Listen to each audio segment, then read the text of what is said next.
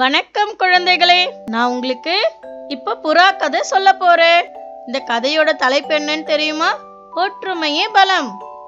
வாங்க கதைக்கு போலாமா? போலாம். ஒரு பெரிய மரத்துல புத்திசாலியான காகம் ஒண்ணு வாழ்ந்து வந்துச்சான். ஓ, அப்படியா? ஆமா, ஒரு நாள் வேடன் ஒருவன் தானியங்களை போடுவத அந்த காகம் பார்த்துச்சு. உடனே சென்று மற்ற எல்லா பறவைகளையும் எச்சரித்தது. அந்த நேரம் பார்த்து பாவம் வேறு எங்கிருந்தோ பறந்து வந்த புறாக்கள் அந்த தானியங்களை கண்டதும் அதை தின்ன சென்று வலையில் மாட்டிக்கொண்டன. அப்புறம் அந்த புறாக்களுக்கு என்ன ஆச்சு?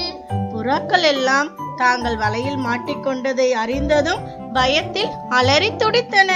இந்த வீடியோவை முழுசாக பார்க்கணுன்னா டிஸ்கிரிப்ஷனில் இருக்க லிங்கை ப்ரெஸ் பண்ணுங்கள்.